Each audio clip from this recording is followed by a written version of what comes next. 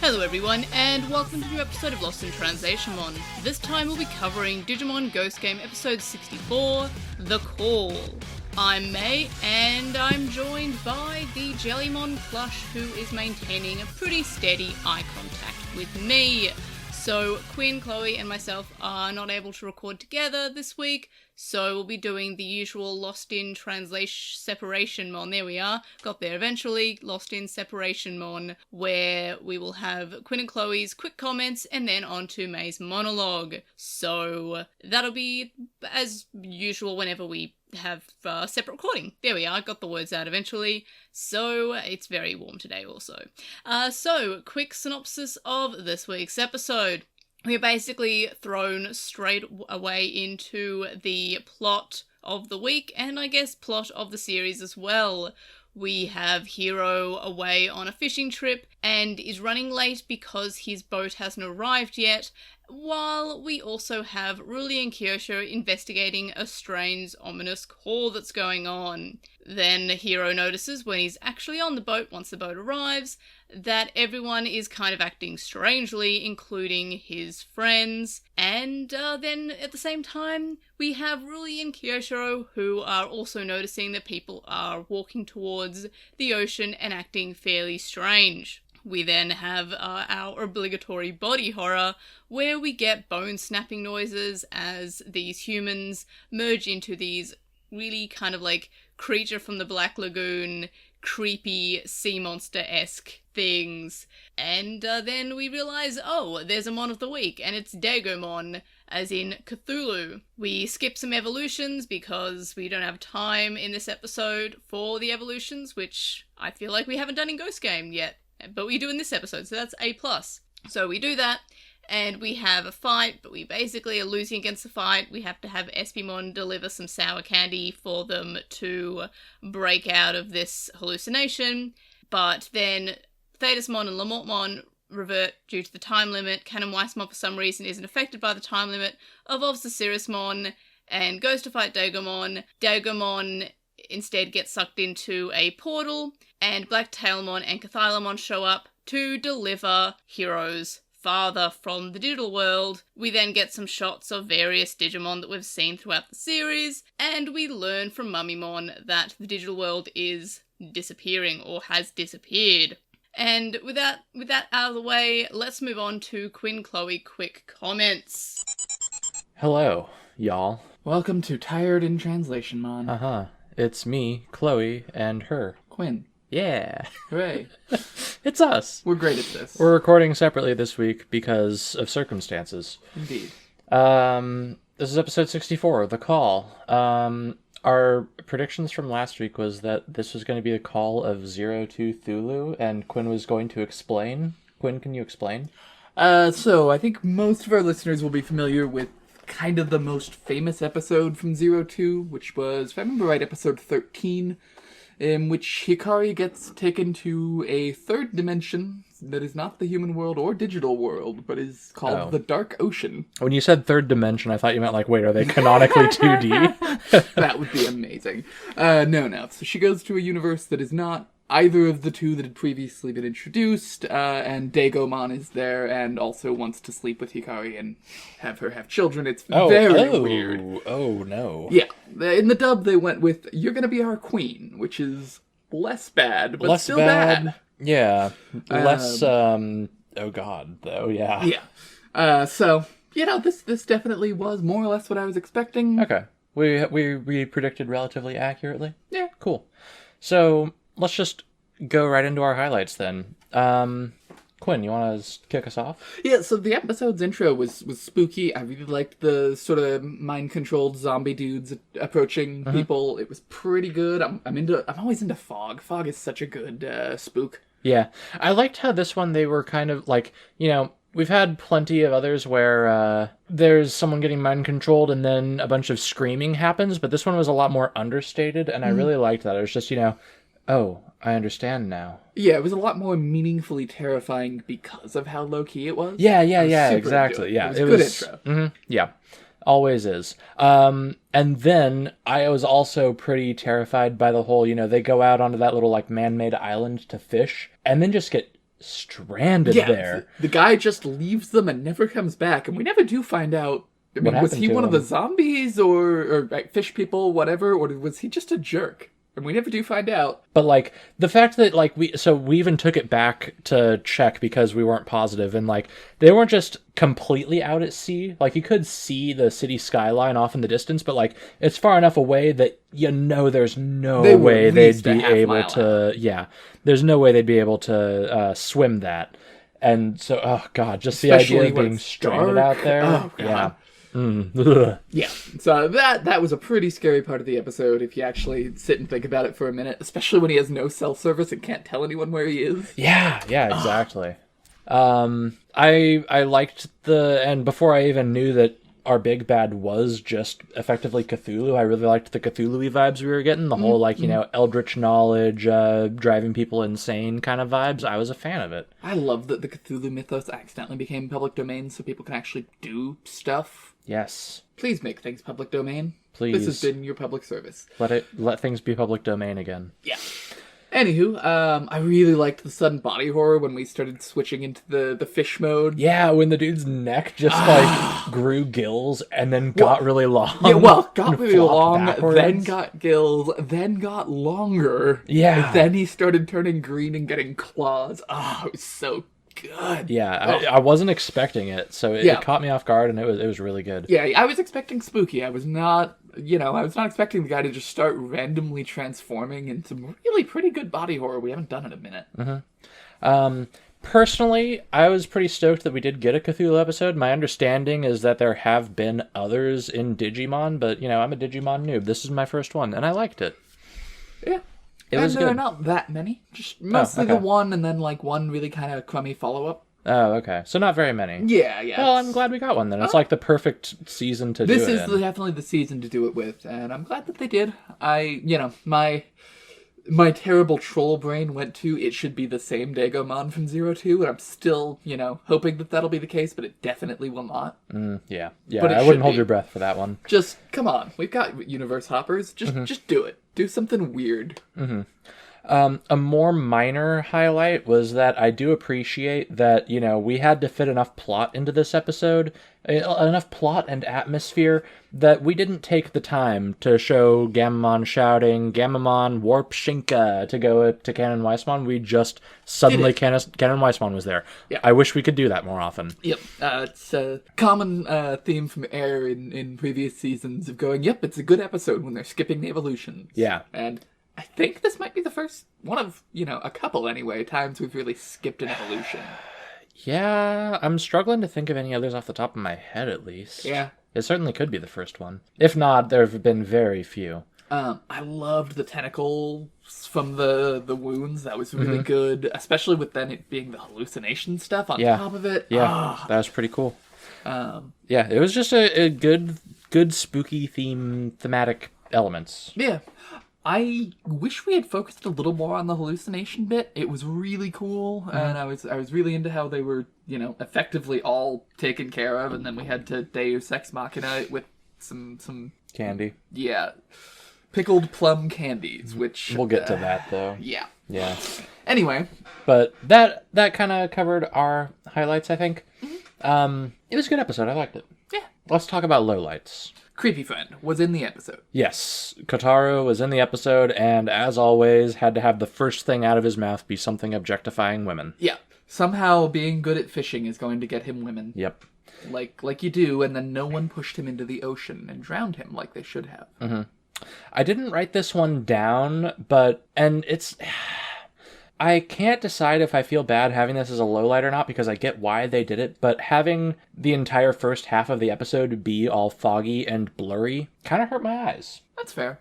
It's worth noting your eyes were hurting already today, though. That's fair, but, I don't know. I wish that things had been a little clearer, and I do appreciate that by the end we, dispersed the fog and were able to, see things properly. Yeah. But that minor lowlight for that one. Yeah. For more significant lowlights, there was so many Ex Machina. Yeah, we had Erdramon Ex Machina, Ruli Ex Machina, Dad Ex Machina, Snacks Ex Machina. Yeah, it's people just knew where other people were, despite the show making an explicit point of mentioning that there was no cell service and people had no way of contacting each other. Yeah, Ruri eventually got some texts from Hiro, but I don't think they gave much information other than we were trapped in some fog, so They sure maybe didn't. go to the ocean. Yeah, and that's the other thing, too, is that, Espimon just kind of finds Hiro. Yep. And that segues nicely into my And next... is still carrying his candy. We should note this. He brought it to battle. Yeah, for Candy Ex Machina, of course.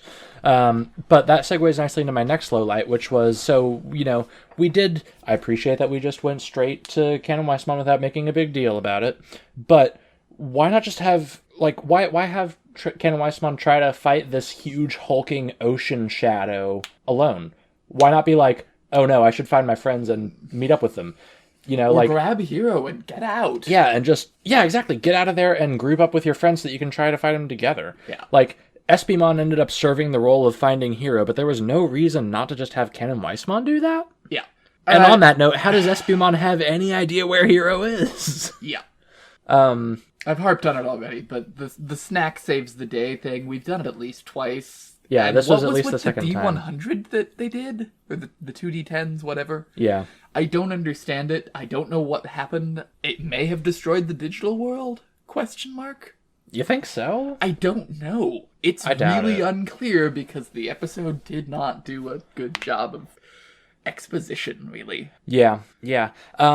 Also, we had Triangle Ex Machina, where we just kind of had Black Tailmon show up to trap Dagomon in an electric triangle. And then back through a gate, like we could have theoretically done with a lot of the bigger villains. Yeah. I guess. Also, why did Hiro then need to sign for something? Well, that was probably for the delivery of his dad. I guess? Which, by the way, this episode cannot convince me that Hiro's dad is not both dead and evil. Oh, yeah. That's not his dad. No.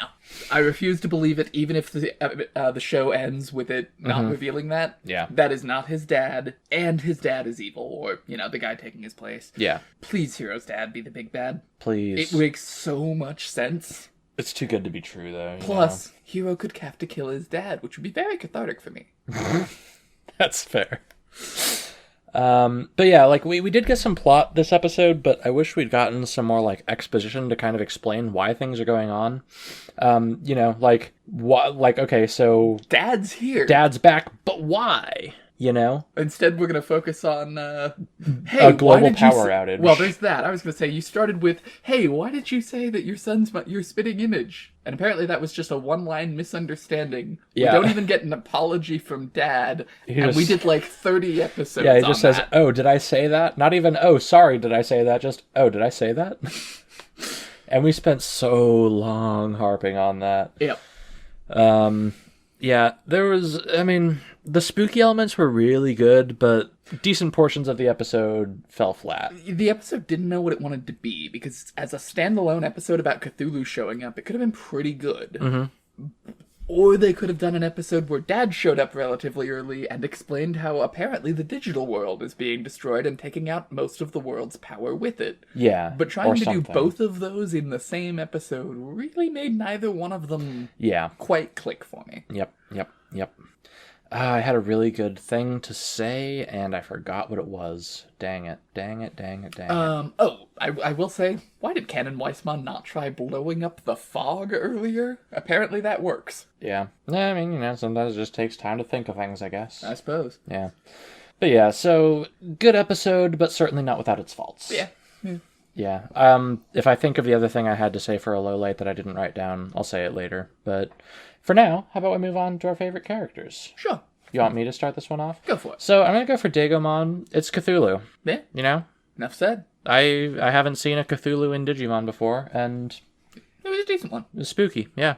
I loved when he exploded into a giant mass of tentacles the second time they pissed him off. Yeah. That was neat. Mm-hmm. Yeah, I'm also going with Dagomon, but mostly by default, because there weren't a lot of characters in this. Mm-hmm.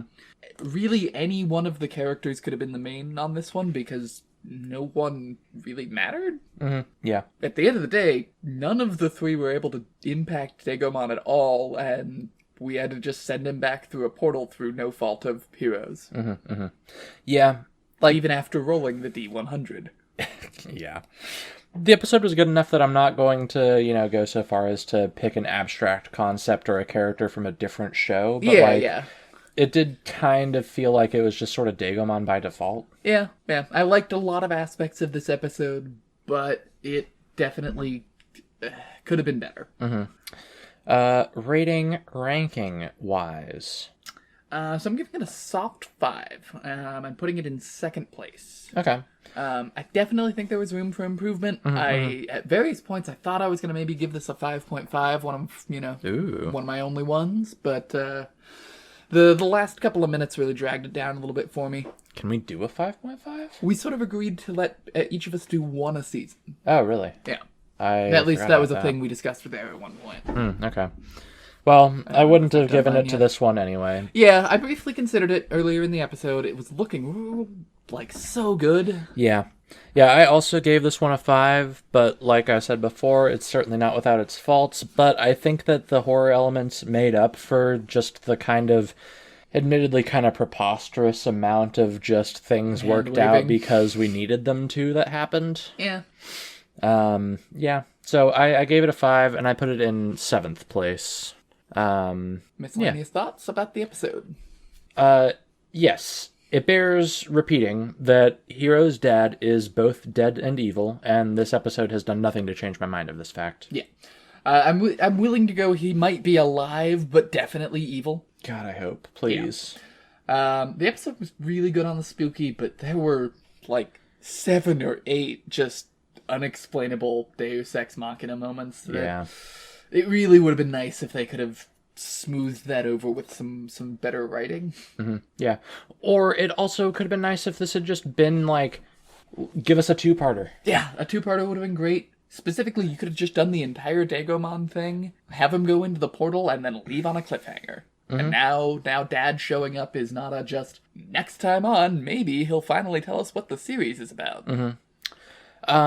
And this is a miscellaneous thought that I didn't write down, but I was considering making the fake-out ending a highlight, except then I remembered that I would have been furious if the episode just ended like that, so, I can't make it a highlight if it, The fake-out was kind of good when he just knocked him over and then the next set of tentacles came out of the water. No, I was talking about when, Angoramon starts doing his, end of the episode aphorism. Yeah.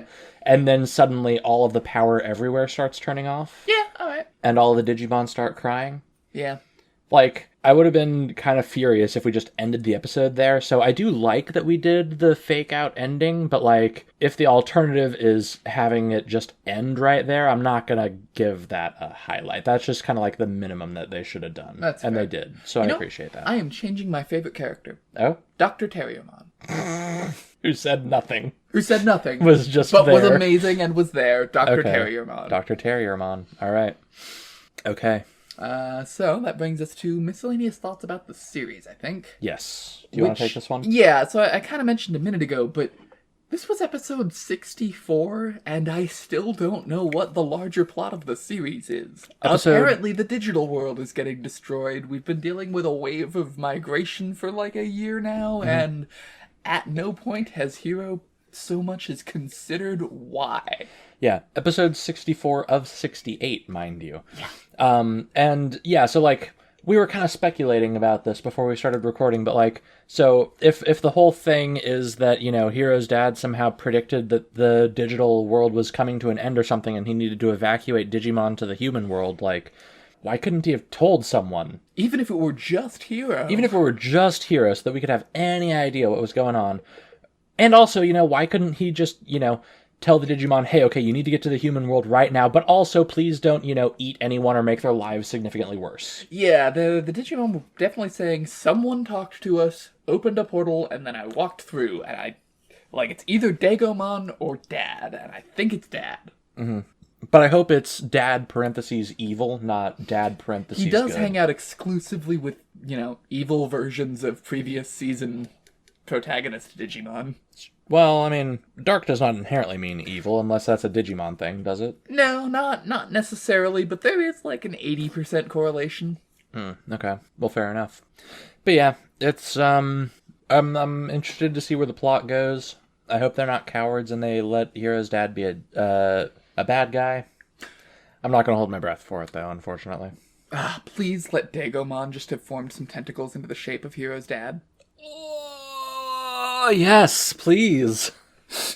That would be so good. That would be so good. Oh, did I say that? Mm-hmm. Anyway. Oh, did I? Yeah, I guess I must have. Anyway, you're my son, right? You? I'm back. Yeah. How's your mom? Is she still in Brazil a year later? Mm-hmm. Well, but it's not like Digimon would know about that. That's fair. That's fair. In fact, if anything, explains Digimon why he would probably didn't be ask. like, I'm going to go home and see my loving wife. Oh, wait, you mean she's not here?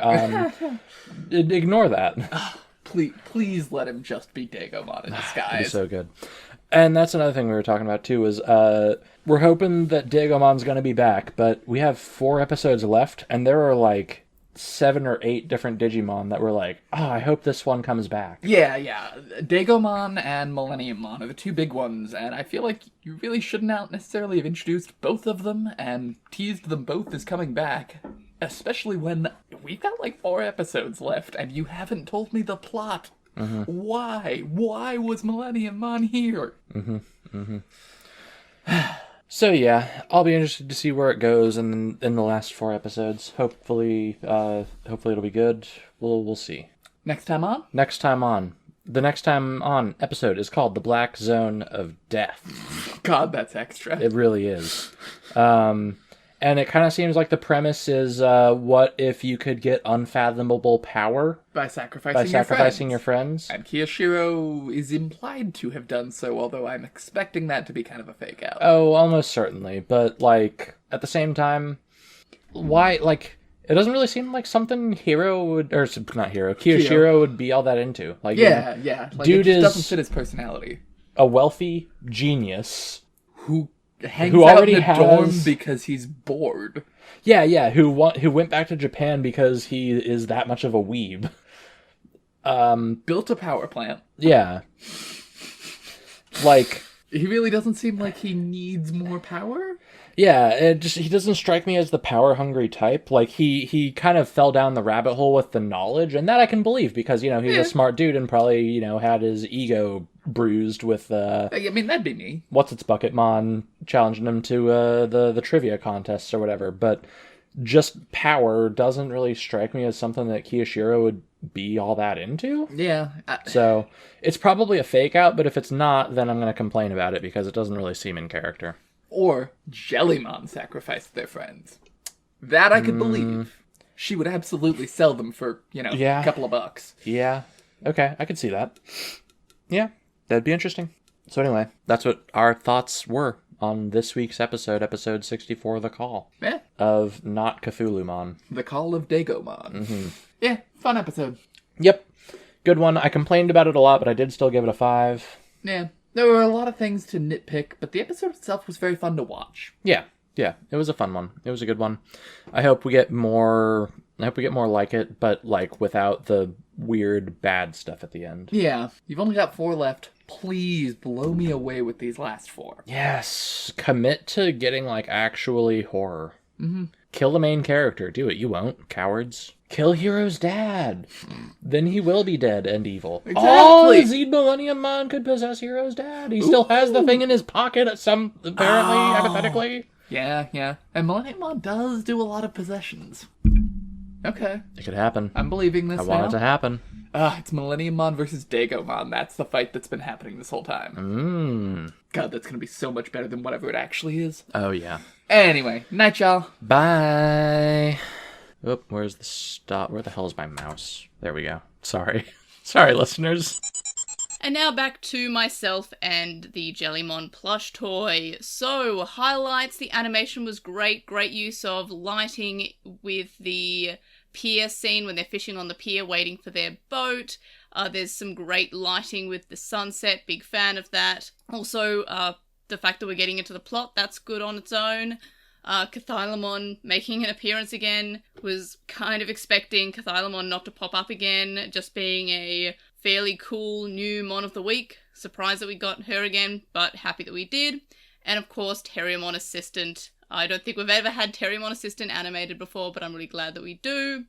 The skipped evolutions I was a big fan of, as I mentioned in the synopsis. I feel like we haven't done that in Ghost Game before, and it really shows us that there's too much going on in the episode to miss any time with these stock footage animations. So big fan of that.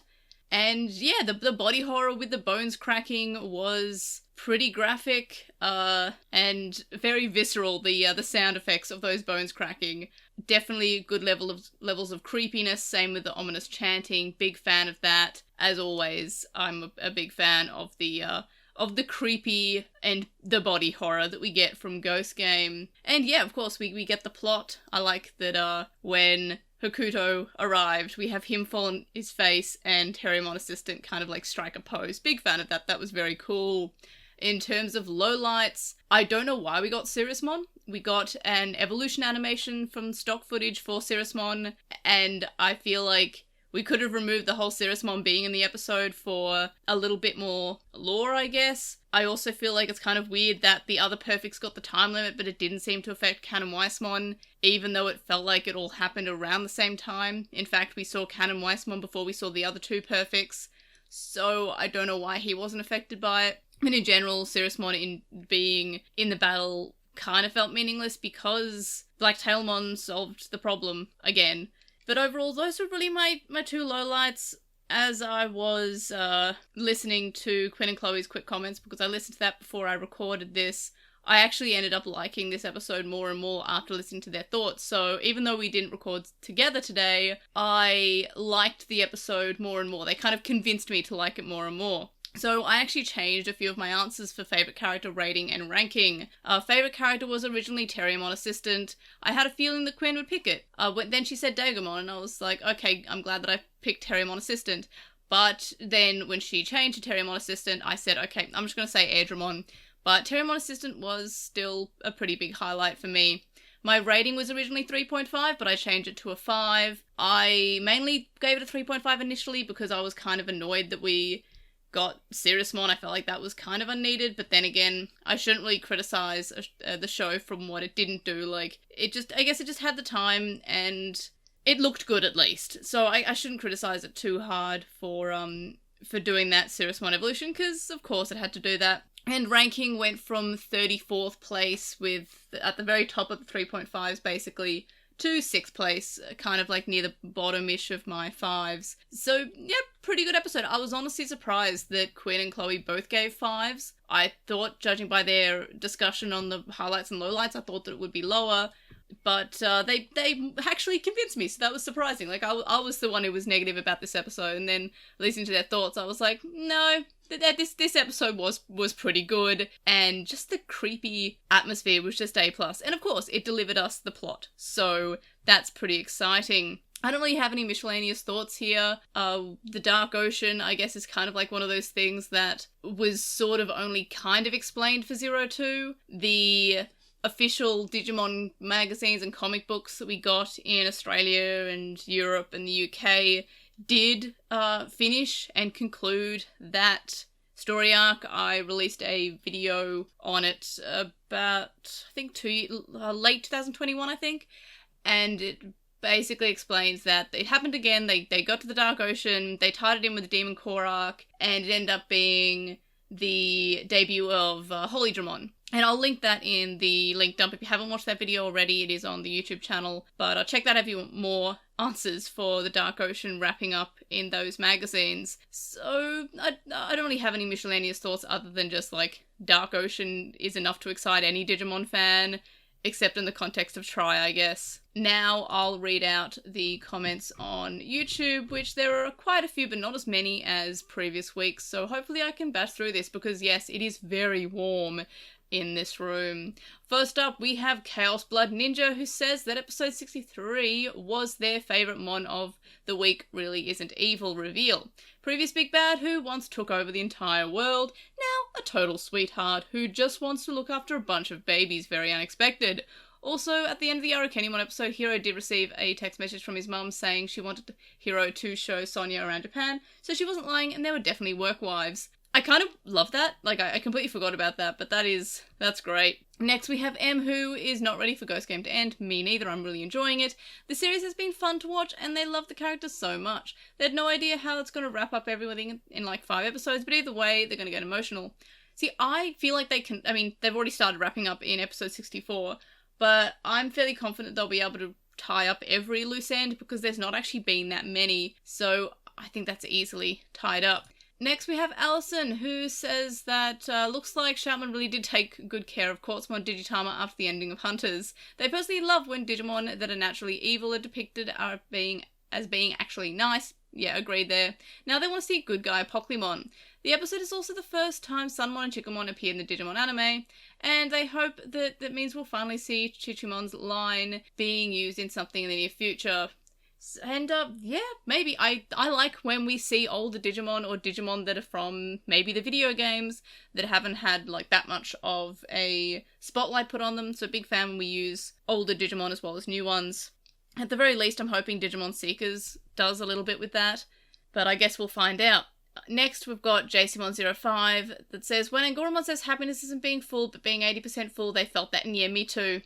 100% full after eating is so bittersweet because they can't move or need a nap. And yeah, absolutely, like it's when you go to a buffet, you either come out like 100% like you just don't feel good, you've eaten too much, or you feel like you haven't eaten enough. Maybe I should aim for like 80% next time I'm at a buffet, because I always feel like 100% is just a mistake. Next, we have Mystic Digital, who says they really enjoyed episode 63, and even after reading the synopses as they come out, Ghost Game still manages to surprise them. Yeah, me too. I love that the synopses, I know a lot of people avoid them because of spoilers, but every time I read them, I feel like they don't really reveal much. Like, I don't ever feel like everything in the episode is really revealed there. It's kind of a good teaser. Of course, there are moments that, like, you can assume that, like, oh, we know that Quartzmon was in last week's episode because it was in the synopses, and this week it was kind of, like, vague. Next week did mention Hokuto and Terriermon Assistant showing up in the synopses, so we knew that was happening. Not that it was happening this episode, just that something big was happening, and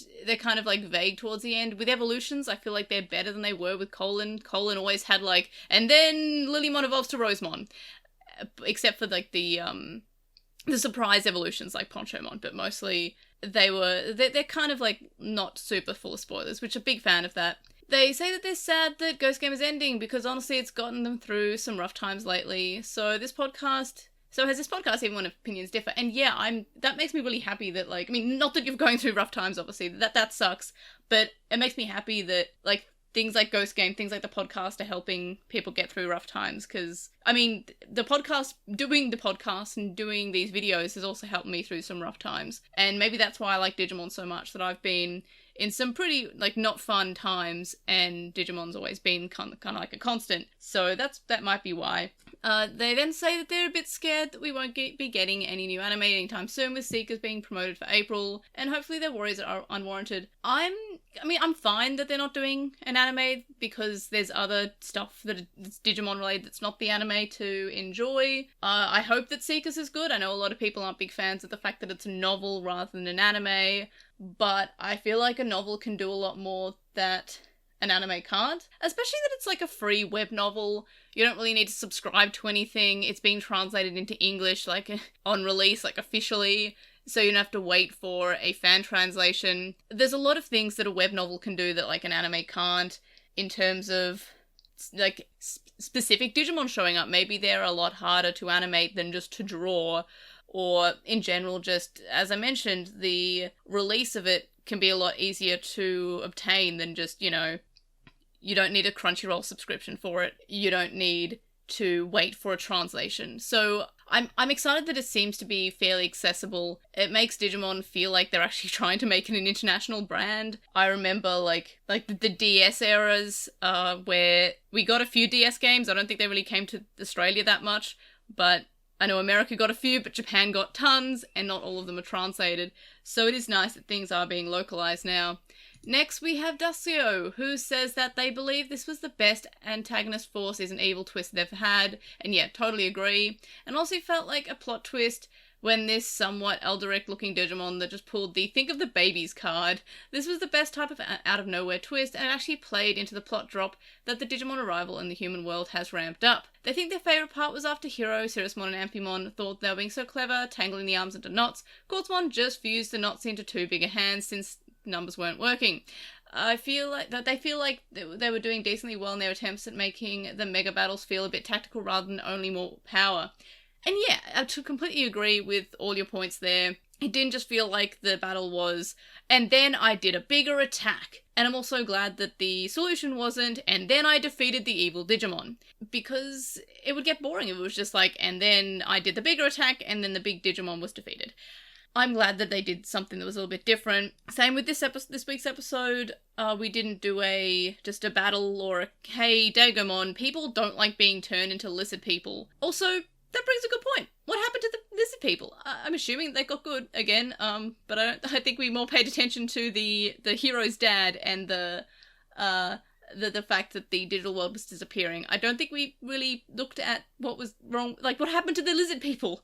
Anyway, Geonockel says they're still waiting for Argomon and Nidhoggmon to appear. They still have time. At this point, I doubt it. But also they got their moment in Colin anyway. Next we have King Pickablue, who says, okay, going to get their crazy thought out there before the plot starts. Hero's dad is an adult Rio who's gone crazy from all the dimension hopping. I would love that. That is the best theory I've heard about Ghost Game. And I need to tell, like, I'm kind of like sad that I can't show Quinn. I need to show Quinn this because that is... I'm just gonna, like, before I forget, I'm just gonna do a quick clip of a screenshot, and then I'm going to, like, there we are, you can now hear me typing, because I need to, show Quinn that, because that is a fantastic theory. Thank you so much, King Pickablue. I don't think that's gonna happen, because it sounds too good. Like, that is a fantastic theory. Thank you so much for that. That is just, I'm just gonna give that a like and a love heart from, on YouTube comments. Thank you for that. Next, we have Lazy Croconaw, who says that this episode was really good. They love it, and now that we're in the last stretch, they'll be sad when the series ends, as it gave them good stuff to remember, even if some episodes were not good and SBmon. But hey, we got English-speaking Ampymon and Gurlscammon. They're worth it. They're also excited for this week's episode. And yeah, I'm kind of, like, sad that it's ending as well. I'm also happy that it's not going on forever, because I feel like they'd run out of ideas for solutions. Like, it would just be Lilo and Stitch, where we're just finding the perfect place for the Digimon to go, which I guess wouldn't be terrible, but I feel like it might not work as well, and it might not be as popular. But yeah, I'm kind of torn about whether or not I'm happy that it's ending. I'm glad that it's potentially ending on a good note, though. Next, we have Geosaga, who says that this was a great episode with some really good creep to it, 4 out of 5. They loved the transforms the hunger was doing to the people, and yeah, that was creepy. And then they did also equally creepy stuff this week's episode, and how creepy it made, really. It felt weird seeing the universal level threat of the big bad in Cross Wars being a softie that was protecting babies, and yeah, agreed. It made sense why it took Angoramon to bring Ruli, because it would be better to reach his conscience to make him give back the energy. Just like how someone who loves meat would have trouble butchering a pig for the barbecue, he too has an easier time letting another die when he doesn't have to see it up close. And yeah, that makes sense. He's hoping with a preview for next week's episode that we see Cthulhu Digimon that was used in Dark Ocean. We did! It feels like it'd be a big missed opportunity to not use that Digimon based on a Lovecraft icon in the horror-themed season. Judging off the huge saddle on the fish-like transformations of humans, not unlike another of Lovecraft's works, there was a good chance we'll finally see it come. And yet, we got Dagomon. We also got Cathylamon, so that was kind of like a double whammy. So, big fan of that. Next, we have Hafiz, who says overall, as the whole, they like Digimon Ghost Game, especially this episode, as in episode 63, and they think it might be one of their top 5 series, being around the 5th or 4th, and yeah, absolutely, even if the ending is just kind of mid, it's probably still going to be, yeah, I would say top 5. Even if the ending is bad, it'll probably still be top 5. I've really enjoyed this season. They like the cast and the chemistry with each other, and they like how much the horror stories are implemented along with something new. Yeah, totally agree. Even if the storytelling isn't grand or anything, they have fun with it. And yeah, that is probably better than I've ever phrased how I feel about the show. The storytelling isn't, some amazing, like, jaw-dropping every single week, and a lot of the time it isn't jaw-dropping. But I've really had fun with it, and I feel like that's something that we have to remember when we are watching something and analysing it, especially when it's just a kid's show, is that, like, really all you have to do is just have fun with it. if analyzing something, you can kind of be stuck in like a dangerous loop of like over-analyzing something that is just not that deep, and it can make you kind of a little bit pessimistic about things. But overall, I'm loving Ghost Game, and I'm just really enjoying not just covering it, but just watching it as a fan. Like, I just really like Digimon. Surprise, surprise. Anyway, they continue to say, looks like next week, as in this week, is even more fun. Like, don't always trust the previews because who knows what surprise is waiting.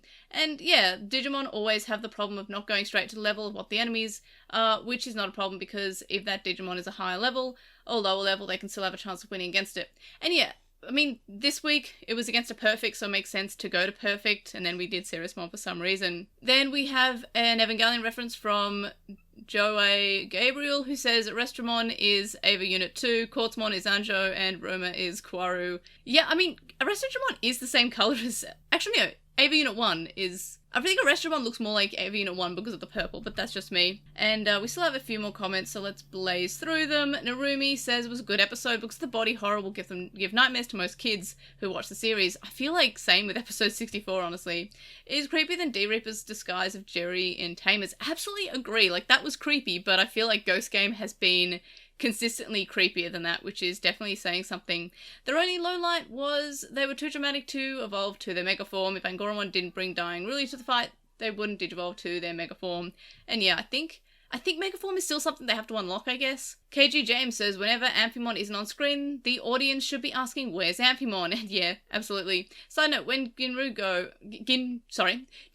go, they love them so much, and even more than Espimon, and they feel like they just vanished. They went to go hang out with the Digimon Seekers cast because Rudamon is in that, I guess. I don't know. Speaking of which, it is kind of cool that we get Rudamon in this series, and then he's popping up again in Seekers. Big fan of that. Next, we have Mateus, who says that this had barely anything to do with the episode, but they just realised something. Ghost Game happens in real time since we got 2 Halloween episodes during Halloween, and now the new year happened. Does this mean that the characters are almost 2 years older compared to when the series started?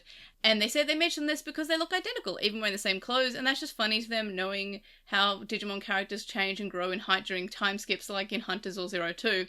And I didn't notice that until I read this comment like a few days ago, but that is absolutely right. While, yes, it's only been like, I guess just a year and a half-ish since the start of the series, time has passed. I'm guessing it's more like a Simpsons timeline where we have had like a million Halloween episodes, but the characters are still the exact same age. Homer is now, was someone, and this makes me feel super old, was a teenager in the 90s. We are soon going to have, Homer being the same age as me, which it makes me feel very ancient. So I think it must be just on that sort of timeline of the characters don't age, because they should at least be like a year older. And the characters all look the same. Speaking of which, I'm fairly certain the character's the same age as Masaru in Digimon Savers, who is 14. I made a tweet the other day about how Digimon Seekers seems to have actual adults, and we don't really have many chosen children as adults. We do have the ones in the Cyber Sleuth games, obviously, who are older, but I don't really count them as much. These are actually the main characters, and they are all 19 or over. In Savers, when I had a lot of people saying, oh, but what about Savers? They were all adults in Savers. No. Yoshino, yes, she was 18. Thomas and Masaru are both 14 somehow. I don't know what diet they're on, but they look like they're in their 20s. So it's completely fair that someone would say that they look in their 20s, but they're not. They're 14. Same age as the cast of Ghost Game. I will never understand the age in Digimon. It doesn't exist. Next, we have Amelia, who says they're just here to curse Quinn for making them hear the word tapewormmon. I'll pass that on. And then we have Andrew, who says colour them shocked again. They never saw Quartzmon as the Digimon. What's next? King Dressil as the AI firewall. And yeah, it's kind of funny how we might just have like more big bads just kind of show up as Mon of the Week and nothing happen. Next, we have user OY, who says, what about Ginrumon? Yeah, that is interesting that we don't have Ginrumon. We did have the other commenter who I kind of joked about going to the Digimon Seekers one, but we also didn't have him in this episode either, so that's kind of interesting. And next we have for Udi, who says it's kind of a bummer for the series to end in a month or two. The only thing in the show they've disliked has been Espimon. They're super excited to see who our big bad Digimon or Human is. And yeah, me too. I'm excited to see it end, but also, yeah, kind of sad, because I've been enjoying this season, and this episode was good. Last week's episode was good. It seems to be wrapping up on pretty good terms. If you were to just watch the quote-unquote plot episodes or the evolution episodes, and yes, I know I just misused quote-unquote. You meant to say quote, then the thing, and then unquote, but try and find me someone who uses it that way. It works much better this way, even though, yes, in text it doesn't. In speech, it feels fine.